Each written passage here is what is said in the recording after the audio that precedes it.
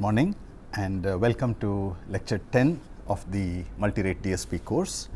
As we saw in the last lecture, we have been covering the blocks, multirate blocks of the upsampler and the downsampler. We will begin by reviewing those principles.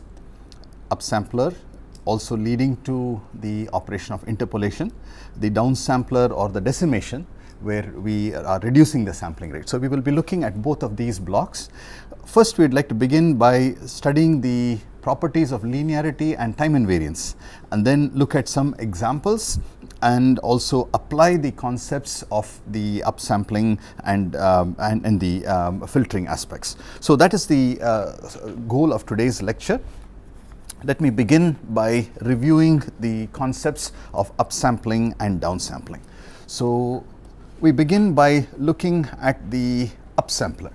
The upsampler block, upsampler by a factor of L, an integer factor of L.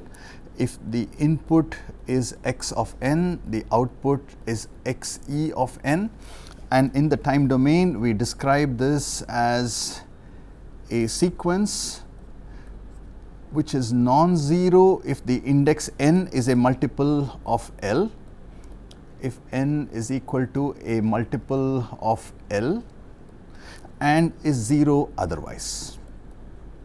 This is something that we have seen, and this is the description of the upsampler in the time domain. Now, let us write down side by side the frequency domain.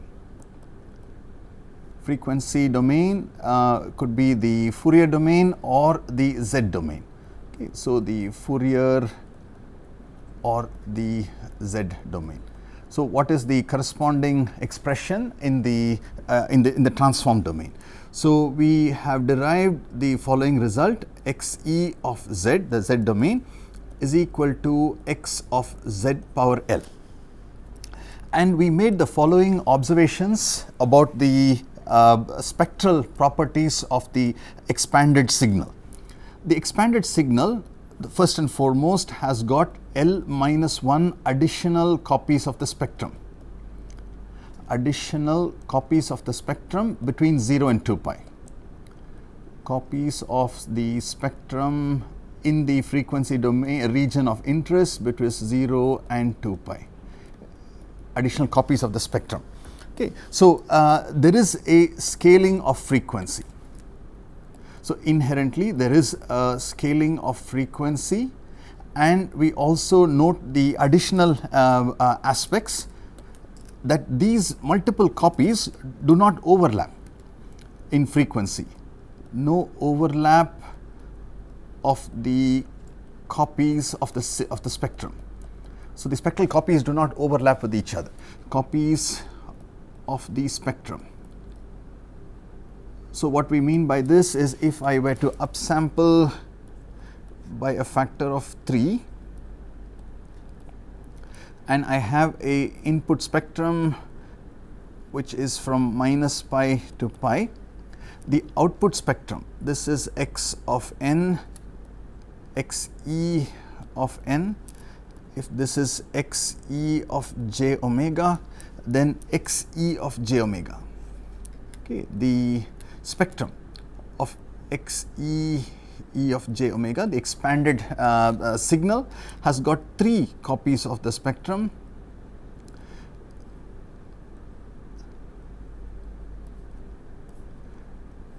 Okay, so the so this is 2 pi. Similarly, for this one, we will see the copy copy of the signal at 2 pi. Here we have copies of the signal at 2 pi by 3 and at 4 pi by 3. Okay, so, we have the additional copies, but notice that there is no overlap of the spectrum. This is what we mean by that. And as a result of this, we can also state that there is no loss of information, no loss of information, which can be also deduced from the time domain equation, because we have not lost any of the original samples. All the original samples are retained. So, in this block, all original samples of the signal x of n. All original samples of x of n are retained. So, there is no loss of information, and this is an important difference between the upsampler and the downsampler. So, this is the a comprehensive summary of the upsampler. So, the upsampler, a single page description of the complete system. Now, let us move on to the downsampler. We have spent the last few lectures understanding the process of downsampling and the both the time domain as well as the frequency domain interpretations. So, let us write down the block diagram first. The block diagram is a downward arrow with the integer factor by which the downsampling is going to happen. So, if this is x of n, the downsample signal xd of n is given by x of mn. Okay, so, we are retaining 1 out of every m samples.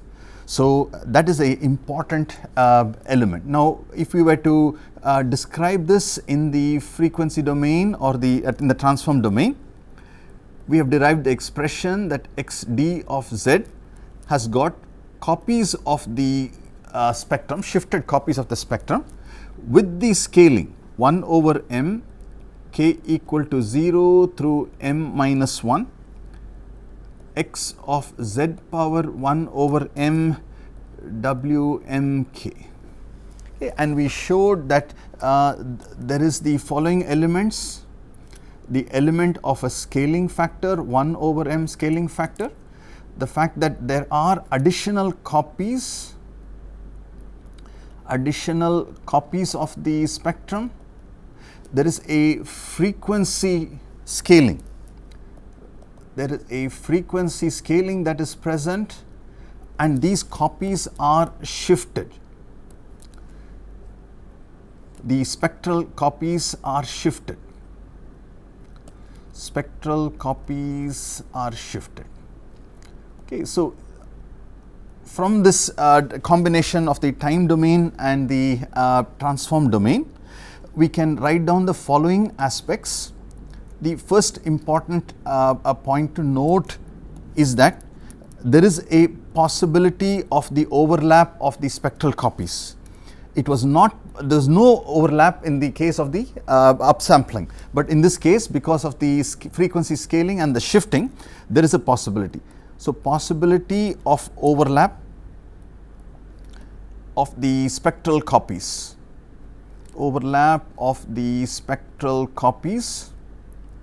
and this is what we identified as aliasing. Previously, we identified this overlap of this is the distortion that we refer to as the aliasing distortion. And as in the unlike the upsampler case, here there is a some samples are not being retained. So, we can make a not all samples of x of n are retained. Samples of x of n are retained, and as a direct consequence of that, we make the observation that there is a potential for loss of information,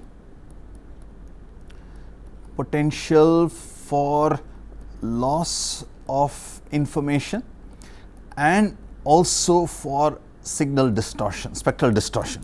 So, plus spectral distortion, this is a possibility. We can do downsampling without these these errors under certain conditions. So, in general, there is a potential for the overlap of the spectral copies, which will lead to aliasing, and this in turn leads to loss of information and spectral distortion. Okay, so this is overview of the upsampler and the downsampler. Now, in the last few lectures, whenever we have talked, after we introduced the notion of the upsampler and the downsampler, we also introduced appropriate filtering. So, what we would like to do now is these multirate blocks in conjunction with their corresponding filtering operations. So, let us look at the upsampler. So, we will look at the upsampler plus filtering. Upsampler plus the filtering. Okay. So, the combination of these two is what we call as interpolation. Interpolation means that you now have samples at a higher rate. So, the process of upsampling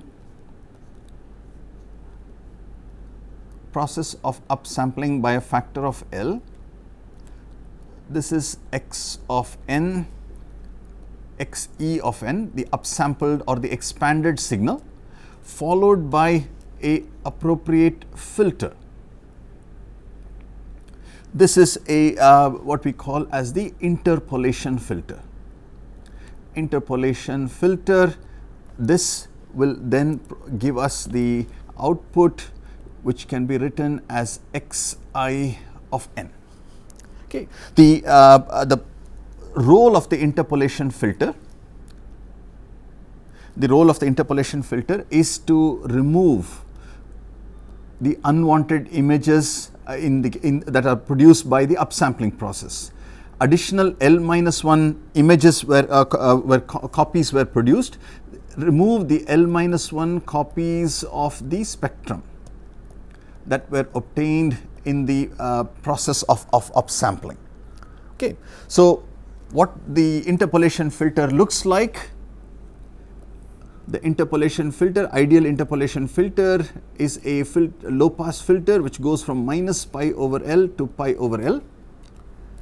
This is the interpolation filter, HI E of j omega, the interpolation filter, and the role of this filter is to remove all those unwanted images. So, if we go back and look at the spectrum that we obtained when we interpolated by a factor of 3, let us see how the interpolation will look in this case. So, we have the upsampling by a factor of 3. The role of the interpolation filter is to remove the unwanted images. This corresponds to the image number 1, this is image number 2. So, it's upsampling by a factor of 3. So, the interpolation filter is an ideal low pass filter for when we do upsampling by a factor of 3 from minus pi by 3 to pi by 3, and then the spectrum will be periodic with respect to 2 pi and so on. So, basically this is what is retained. So, the output of the xi of the interpolated signal, xi e of j omega, now is a signal which has got the first spectral copy between minus pi by 3 to pi by 3, and then we have a sampling rate which is 3 times higher than the previous sampling rate. So, this is 2 pi, and then you then see the copies of the signal. Now, this is the process of interpolation. So, this is the process, we call that as interpolation, the upsampling followed by the interpolation filter. Now, the corresponding filtering operation in the context of the downsampling which we saw. So, we have the downsampling, and in order for the downsampling could potentially introduce aliasing. The role of the anti-aliasing filter, that is the filtering that we would do in the downsampling case. Anti-aliasing filter will ensure alias-free downsampling.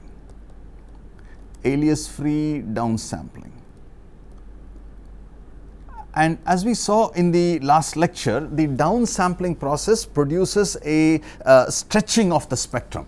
So, the anti-aliasing filter is a low pass filter which will be band limited to pi over m, from minus pi over m to pi over m. Now, the purpose of this is to band limit the signal. The original signal may have significant component outside of the band limiting filter. But in order for us to do the downsampling without aliasing, the part that can be retained is this minus pi over m to pi over m, and then at 2 pi correspondingly another copy of the signal. Now, this signal can be downsampled without aliasing. So, that is the key. So, the anti-aliasing filter can be considered as a sufficient condition for avoiding aliasing. Okay, so, that is an important element. It is a sufficient condition to avoid aliasing. And we will be coming back to reviewing this multiple times, the aspects of the anti-aliasing. Sufficient condition to avoid aliasing. Now, you can easily work out the stretching of the spectrum that is to be done for the downsampled signal. You can also look at the shifted versions of the signal, and then you can do the stretching of the spectral components, and you can find that there will not be any the aliasing that is present in the signal. So, this is a very, very important aspect, the aspect of upsampling and downsampling. So, this is upsampling, the downsampling part, the upsampling with the filtering, which leads to interpolation, which gives us a higher sampling rate, and the alias free downsampling, which gives us a reduction in the sampling rate. So, the general block diagram that we should be looking at whenever we are doing the upsampling, doing the interpolation, will be upsampling by a factor of L and followed by a low pass filter. Okay, the low pass filter will be from minus pi over L to pi over L, and this is the signal. If this is x of n, we will get a signal xi of n. This is at, if this is at a sampling rate k, this will be at a sampling rate L times k. K samples per second, this will be at Lk samples per second. So, this is as if you were sampling. If the original sampling period was Ts, this corresponds to Ts over L. So, if you remember, we talked about a C to D block. C to D block, in the case of, we have a continuous time signal and we obtained x of n, and this used a sampling rate of Ts. Now, the interpolated signal can be understood as the original continuous time signal, sampled at a rate that is Ts over L, a much faster sampling rate, and this is what we will produce by xi of n. Now, what we have done is produced xi of n from x of n directly in the discrete time domain, but however the underlying the process and the visualization of what the change in the sampling rate can be seen in this picture. Now, correspondingly, if we had wanted to capture the downsampling part, then what we would have to draw is the anti-aliasing filter. This is the AA filter. Anti-aliasing filter is also a low pass filter with cutoff pi over m. So, basically it is has a gain of 1 in the range minus pi over m to pi over m. This followed by the downsampler, and this is the alias free downsampling. Okay. So, this is, if this is x of n, then this is a band limited signal, band limited to the pi over n. So let's call this as x prime of n and this as x of n. If this is band limited, then we can do alias free downsampling, which is given by xd of n. So this is the complete picture of the upsampling and the downsampling, and I hope you are able to relate the concepts with the information that we have discussed. Now we move on to a very important assessment of the processes that we have just introduced. This is the understanding of the properties of linearity and time or shift invariance. Okay, so time invariance, that's what we refer to in DSP LTI. If a system is, so this is denoted by the acronym L, this is by TI. Sometimes it is also called shift invariance. Maybe I can just write that down. So this can also be called shift time or shift invariance. So if you shift the input, does the out by a certain amount in terms of the index, does the output shift by the same amount? So that's a important question that we ask and that we try to answer. Okay, so let us first address the issue of linearity. Linearity requires us to satisfy two properties, the properties of scaling and superposition. Superposition. Let us take the downsampler. Downsampler by a factor of m, integer factor m. Input is x of n, output will be x of mn. Okay. Now if I had an input x1 of n fed to my downsampler, so I'll just put the box here to indicate the operation that is being carried out. Okay. And what I will get here is x1 of mn. If I have a input x2 of n, I will get x2 of mn. Now notice, very important, if I scale the input by a factor of a, it does not affect, because the downsampler does not change the amplitude. All it does is retain some samples and throw away some samples. So if I feed in a times x1 of n plus b times x2 of n, then what we will get at the output will be a times x1 of mn plus b times x2 of mn. So this basically satisfies the property of linearity. Exactly the basic concepts validated, and it is also true for the upsampler as well. So both of these are going to satisfy the property of the upsampler of linearity. X of n, xe of n, and both of these will satisfy the linearity property.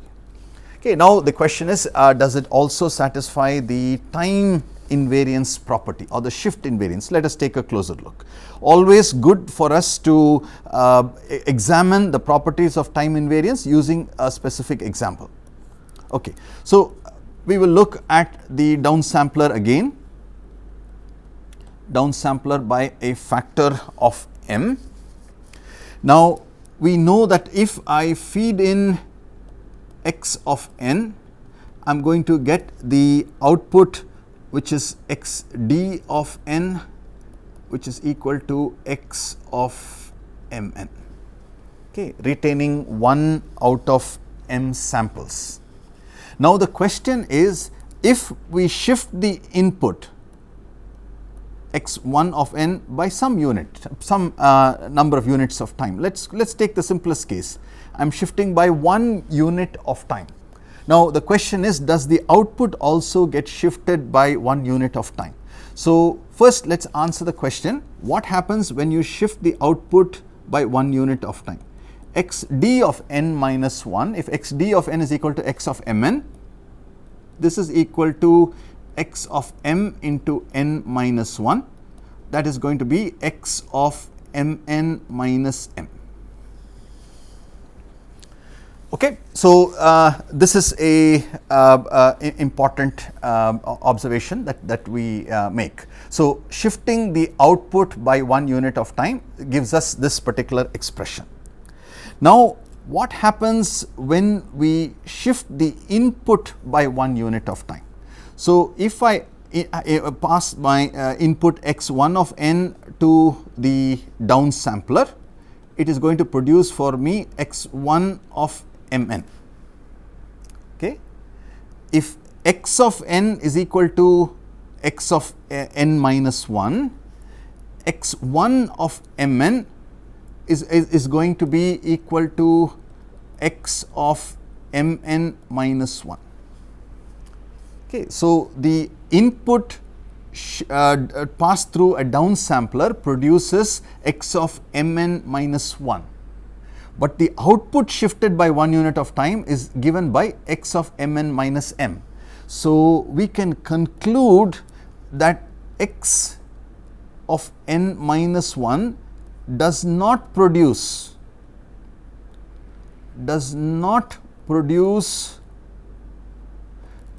xd of n minus 1. It does not produce. So the shift in the input is different when the output shift when I shift by 1 unit of time is different from shifting the output of the original output by 1 unit of time. So this is a very, very important result. So we find that the downsampler is not time invariant, and it's very probably intuitive to see that if you, because we are dealing with different sampling rates at the input and the output. So a shift by 1 unit of time at the input corresponds to a different shift at the output. In fact, it is sort of intuitive to see that if you look at the sampling rate here, sampling period, this is Ts. Downsampled by a factor of m, that means the sample spacing has now increased. This has become m times Ts. So 1 unit of shift in the input will produce a very different shift corresponding to a shift of the output, because a shift of the output corresponds to m units of the input time, because one shift in the output corresponds to m times Ts. Right? If you change Ts to Ts plus 1, so you will basically get a factor of m corresponding to the which is different from what the shift will be on the input side. So the downsampler is not time invariant. By using a similar reasoning, we can also show that the upsampler is also not time invariant. Okay, this is also not time invariant. So we basically are dealing with two blocks, the upsampler and the downsampler. Downsampling by a factor of m, upsampling by a factor of L. Okay, both of these are linear. Both of these are not time invariant. Okay, so the notions of time invariance, which are so important in conventional DSP, we have to keep in mind a very important element, that we have a situation that the upsampler and the downsampler will not permit us to have the time invariant property to be retained. Now, maybe an example is very helpful for us to understand the difference between the time invariance property. So let us take the following example. Take an example. We will do a downsampling by a factor of 2. Okay, very simple. A downsampling by a factor of 2 means that you retain every alternate sample. Okay, so the input sequence x of n is a sequence which has got number of zeros. Then we have a non-zero segment, which is 1 0 2 0 3 0 4 0 5, and then again it has all zeros. There is a large sequence of zeros. In between there is a, and as we had indicated, the origin will be denoted by an arrow. So, the origin corresponds to the sample which has got the value equal to 1. Now, if I were to ask you if this input was fed into a downsampler, what would be xd of n, the downsampled by a factor of 2. Now, xd of n will be 1, the sample value at origin, then you skip over one sample and you take the next sample, which is 2, 3, 4, 5 and then zeros before and after. Okay, so this is my origin and this is my downsampled signal. Now, the downsampled signal delayed by 1 unit of time. If I wanted xd of n minus 1, what should I do? I should look at the original sequence and shift the origin. That is all that is needed. So, now this corresponds to xd of n, right. The origin got shifted from the original point to a sample to the left, one index to the left, that becomes the new. So, this is the sequence. On the other hand, if I had fed to this particular system x of n minus 1, okay, and I obtained xd prime of n fed in the shifted sequence. Now, what is x of n minus 1? It is nothing but the original sequence, all these zeros. We have 1, 0, 2, 0, 3, 0, 4, 0, 5, 0, dot dot dot, all zeros beyond that point. The shift by 1 unit of time says that the origin is now shifted 1 unit to the left. Okay. Now, if I pass this through the downsampler, I get xd prime of n, the downsampled, which retains the sample number 0 and then every other sample after that. And please note, the output of this system is going to be 0, 0, 0, 0, zeros everywhere. Okay. What did we do? In one case, we took the output and shifted it by 1 unit of time. In the other case, we shifted the input by 1 unit of time and then passed it through the downsampler. So, in this case, clearly we can see that the two are not the same, and therefore, this is just an illustrative example. So, to indicate the or to validate the claim or the statement that the sequence the multirate blocks, downsampler and upsampler, are not time invariant. They are time varying blocks, and therefore we will have to handle them appropriately. Okay, so if the aspects of time invariance are nicely captured, what we can then move on to look at a little bit more in terms of the downsampling process. Downsampling process, there is a very important or a very intuitive, a simple result, but it's something that is important for us to recognize and to apply. So, when we do the downsampling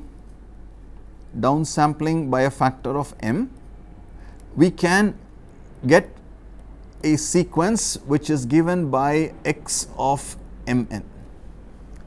Now, remember, the downsampling operation is not time invariant. So, therefore, if I apply x of n minus 1, I am going to get a different downsampled signal. If I apply x of n minus 2, I will get another different signal, x double prime of mn, and so on. So, typically when we have a downsampling by a factor of m, we can get we can get multiple output downsample sequences. We can obtain multiple. And how many such downsample sequences, distinct downsample sequences that we can get? There is a total of m possible sequences, downsample sequences. Okay, that's a very, very important result, and this can also be viewed and understood in the mathematical context. If you recall the way we obtained the downsampling process, okay, let us just review that part.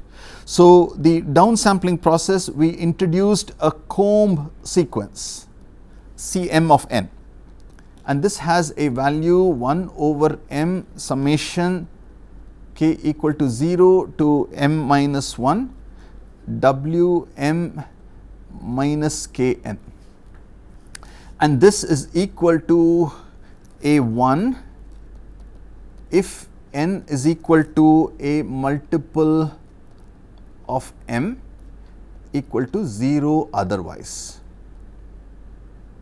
Okay, so this is a very important result because this produced for us a sequence which had a 1 at origin, then it had zeros at 1, 2 and so on all the way to m minus 1, and then again had a value of 1, again zeros all the way until you reach 2m and so on.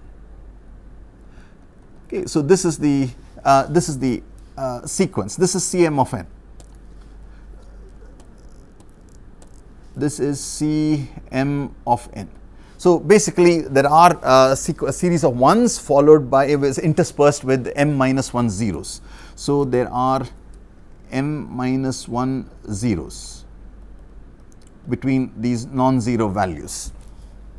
Now, when we multiply the input sequence by this comb sequence, what it does is it removes m minus 1, nulls out these m minus 1 samples, and then we retain only the non-zero samples. So basically, this is what produces for us the downsampled sequence.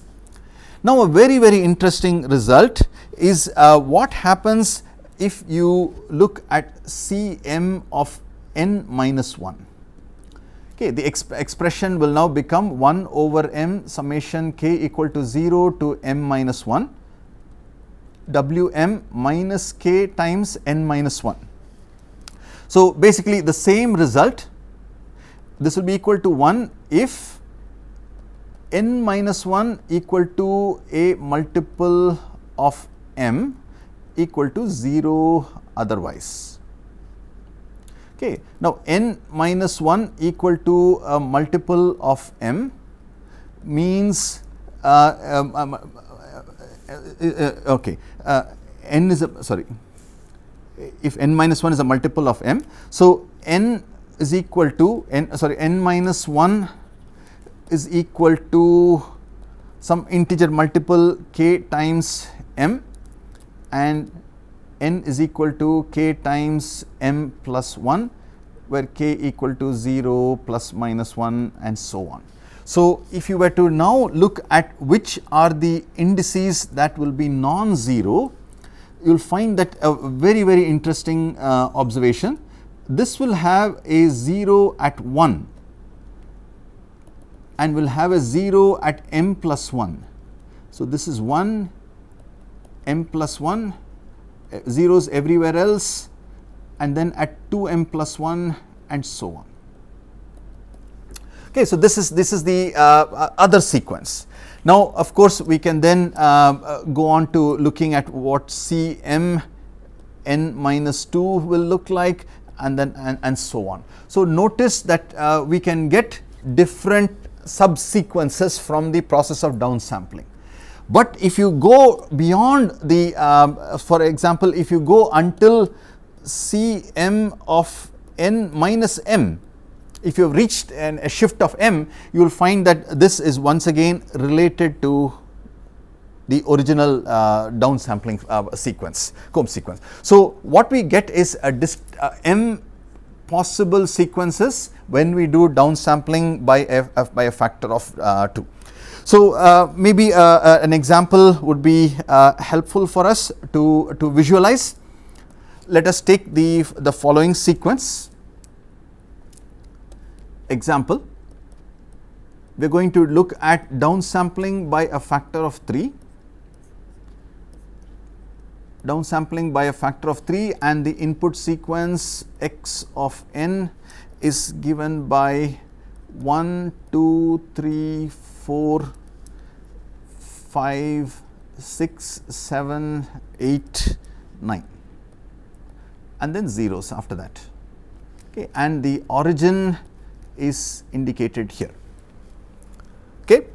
Now, when we do the conventional, if you multiply by C3 of n times x of n, this sequence will be 1, 0, 0, 4, 0, 0, 7, 0, 0, 9, right. 5, 6, 7, no, well, no, the last one is actually 0, yeah, 0, dot, dot, dot. Okay. Now, if we downsample this, downsample by a factor of 3, the sequence that we will now get will be 1, 4, 7, with the origin being here, with the origin being here. Okay. Now, let us look at one more sequence, C3 of n minus 1 times x of n. This will be 0, 2, 0, 0, 5, 0, 0, 8, 0, 0, 0. Okay. Now, if I pass this through an advance operator, and then downsampled by a factor of 3. Okay. What will we get?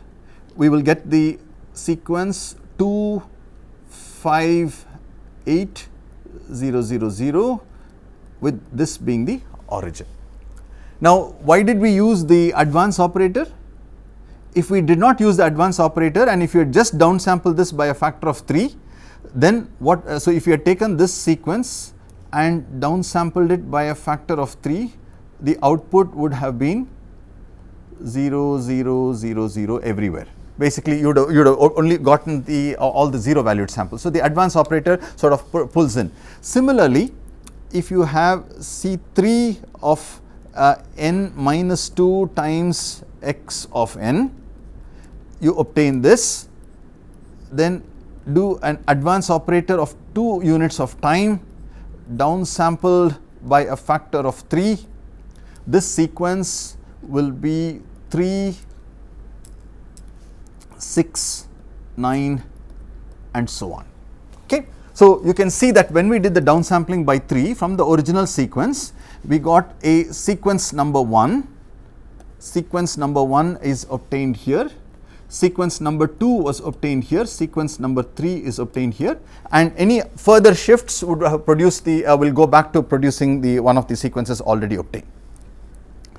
Now, what we would like to do is build on this understanding and also and develop it into a concept that we are very, very comfortable with.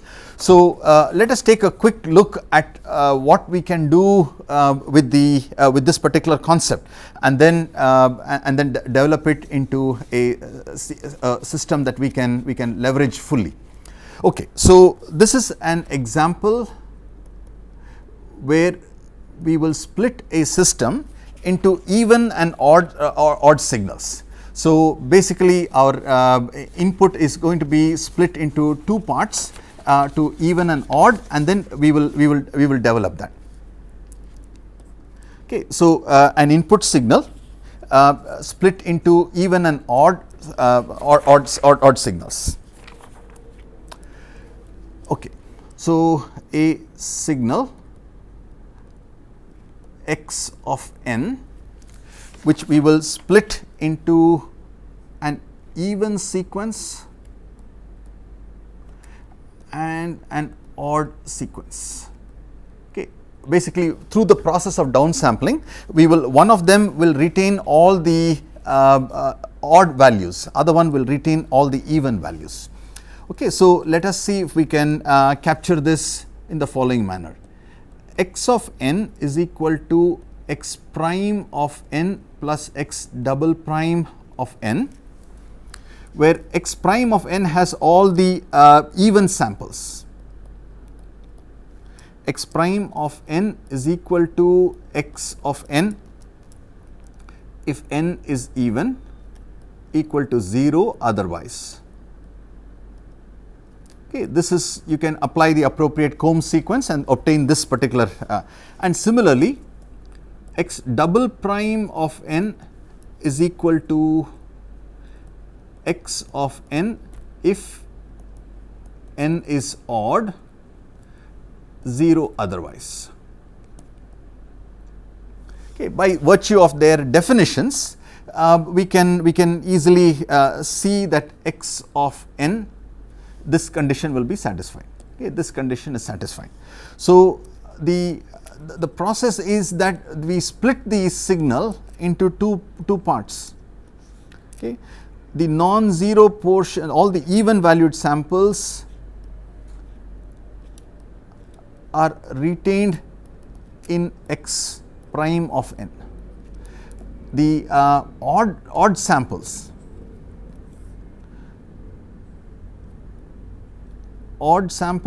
are retained in x double prime. Okay, so basically that is what we are capturing here. Okay, so this is x double prime of n. Now, how would we get an expression for x prime of n?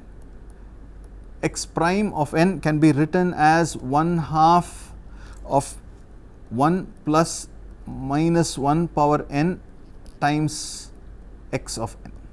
So this is the comb sequence that will produce for us only the even sequences. This is like a comb sequence. Similarly, x double prime of n can be written as 1/2 of 1 minus 1 power n x of n. This is also another comb sequence which has got all the odd values. Okay. Now, if you were to write down the corresponding Fourier transforms, discrete time Fourier transforms, you can verify. Please do check it up. X prime of e of j omega. This is equal to summation from n equal to minus infinity to infinity, x prime of n e power minus j omega n. Please substitute for x prime of n and verify that what we will get here is 1/2 of x e of j omega plus x e of j omega minus pi. Okay. Similarly, if you were to get the Fourier transform of x double prime of n, x double prime e of j omega can be written as 1/2 of x e of j omega minus x e of j omega minus pi. Please verify. The purpose of this particular exercise is twofold. One is to refresh your memory of these simple relationships that are present for us in the context of DSP. Okay, so how do we implement the obtaining the odd and even sequences as a multirate process? Okay, so that is the multirate interpretation or multirate representation. The multirate representation of obtaining the odd and even sequences. Representation for the odd sequence and the even sequence. Okay, so the first one, if I take x of n, downsample by a factor of 2 followed by upsampling by a factor of 2, then the claim is that this will produce x prime of n. What I would like you to do is to verify that this indeed is correct. So, where x prime of n has all the even numbered samples, Okay, this box around this, we will call this as system 1.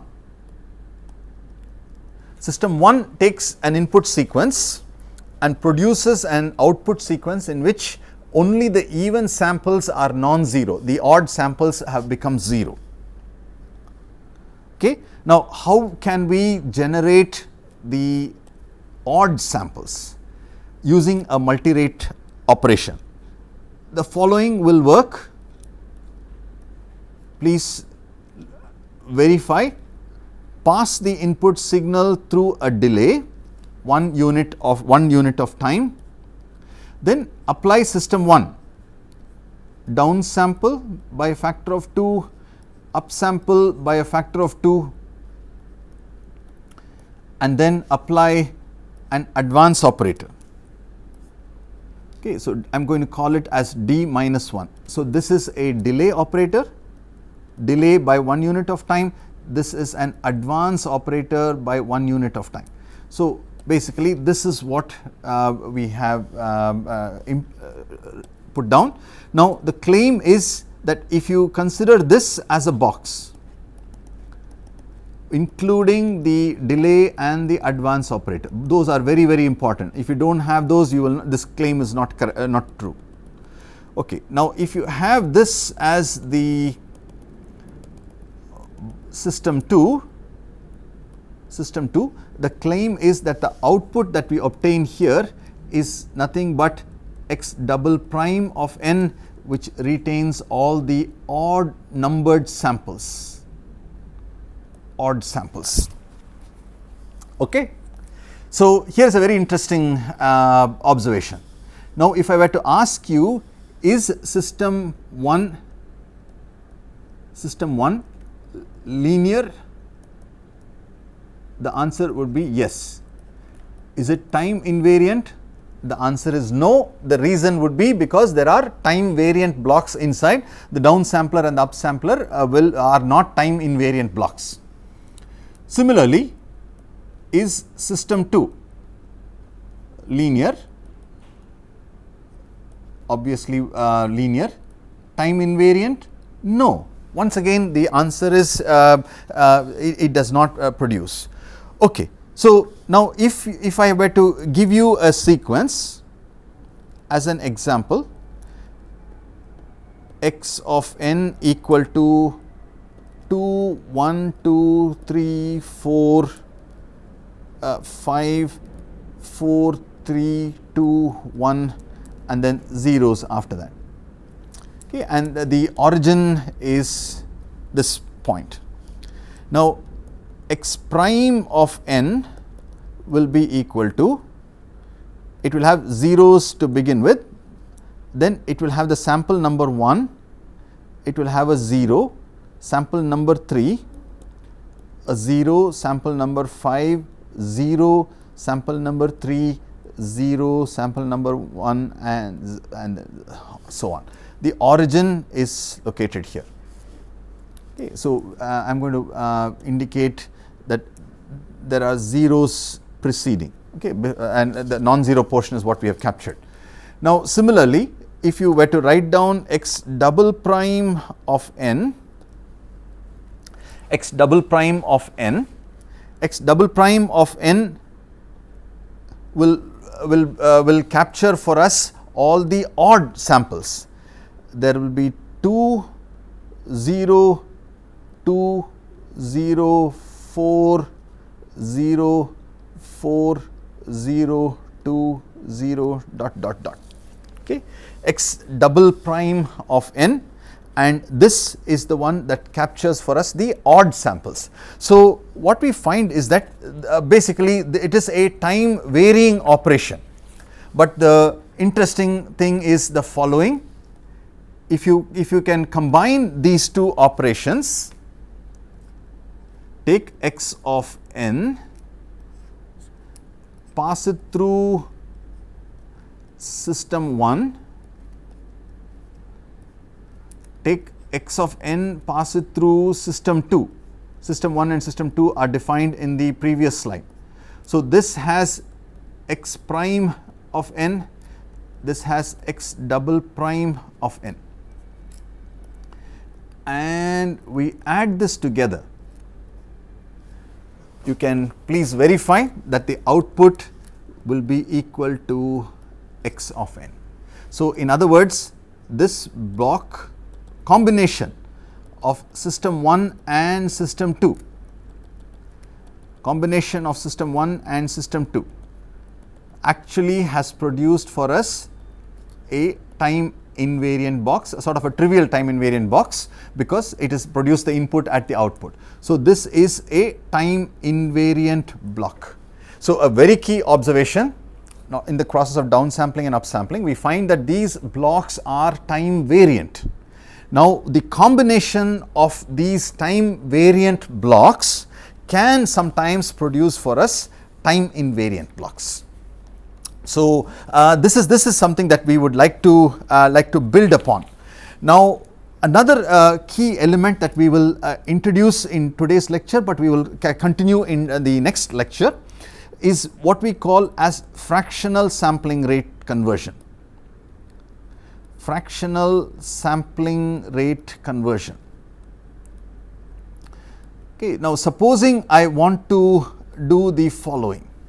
Supposing I have a signal x of n that is sampled at, let me call this as sampled at 12 kilohertz.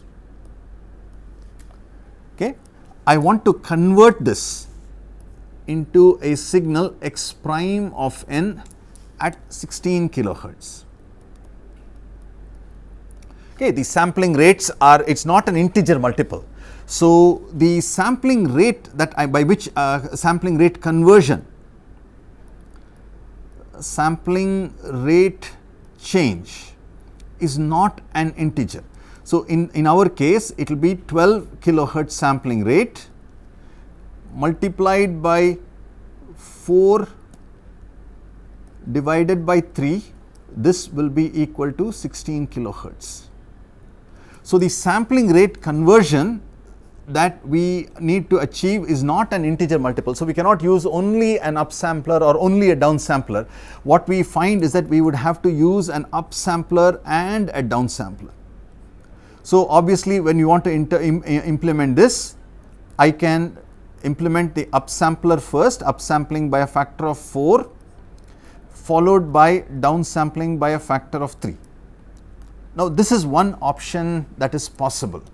A second option that is possible is when I have to do the downsampling first.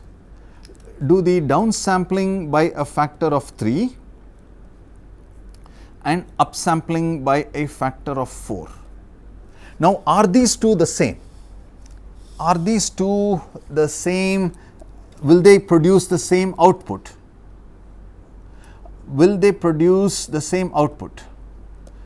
Important question. What I would like you to do is work through what will be the intermediate signal in this case, in each of the two cases, and what is the final result. So in both cases we are going to apply x of n, and let us say that we are going to get x1 of n as the output of the first branch. In this case it is going to be x2 of n. The intermediate signal, let's call that as x1 prime of n, and this is going to be x2 prime of n. Now please write down expressions for x1 prime of n, x2 prime of n, x1 of n and x2 of n. Will they produce the same output? Okay, please look at it mathematically because it's very hard to visualize it, diagrammatically. Write down the expressions, time domain, and then we can analyze. Now in other words, is x1 of n the same as x2 of n? Okay, now this is a very important question that arises, because the question that is being asked is, are these multi-rate blocks interchangeable? Okay. When we saw LTI systems, we noted that LTI systems can be interchanged without affecting the output. These are time variant blocks. Can we interchange them? So the answer will be a very interesting result which we will obtain in the next class. The other aspect that we would like to also understand, which we will again pick it up in the next lecture, is the notion of interpolation in the context of mathematics. Okay, now the context of interpolation is as follows. Now we assume that I have two samples and I ask you to interpolate the signal or reconstruct the signal, and very often we will do a linear interpolation. Basically we will say that these are the samples and we are going to do a linear interpolation. Now can this interpolation be interpreted? Can this be interpreted in a multirate context, in a multirate DSP context, and if so, what is that context? Very, very important for us to understand, because effectively what we are saying is produce a large number of intermediate samples, right? That's what we are, even in the discrete time, that's what we are saying. Can you produce a large number of discrete time samples through linear interpolation, and that can it be interpreted or can it be expressed as a multirate operation? The answer turns out to be yes, and we can also get a lot of insights into when linear interpolation is a good option for us. So with that, we will conclude today's lecture, and we will pick it up from here in the next lecture, which will be lecture 11. Thank you very much.